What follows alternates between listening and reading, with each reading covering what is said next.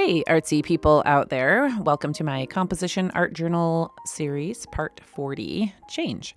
So I'm just starting by grabbing some wet paint that I already had sitting next to me, and because I was just working on these jelly press prints, and I have a ways to go before I master the art of jelly printing, but it's fun.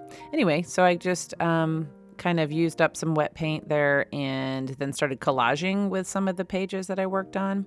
And that little foam brush already had some white paint on it, and I didn't think it would be a problem. But when I Mod Podged over my collaging, it ended up kind of muting the edges, which normally I really like that. But for my my big bird here, it ended up kind of muting it a little bit too much. So anyway, no big deal. It is what it is. So it hung over the edge a little bit, so I just trimmed off the edge. That was the last page I did.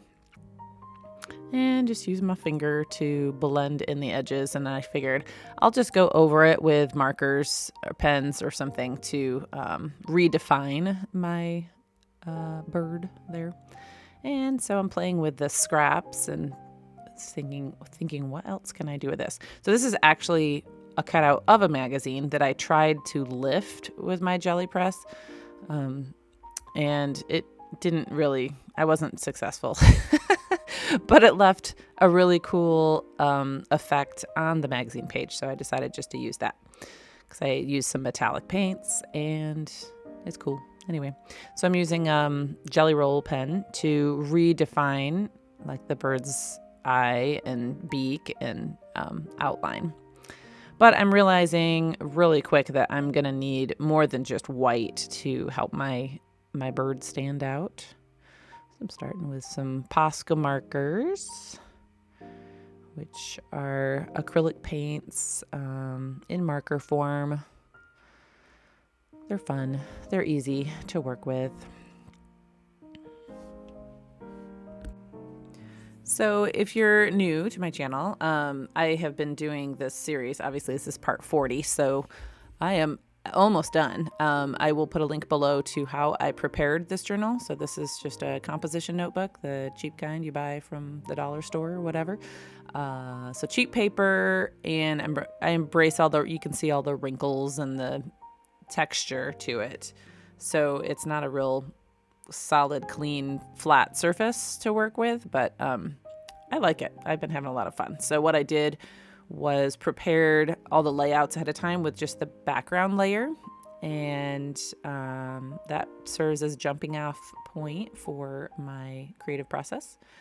And yeah, so my style or philosophy is, a balance between intuition and intentionality. And I always like to pull in quotes or thoughts or Bible verses or things that are going on in my life, in my brain. So I love this quote by C.S. Lewis. You can't go back and change the beginning, but you can start where you are and change the ending. So sometimes we dwell on the past or, wish we could have done things differently, but each day is a new day, and we have a chance to change our story from here on out.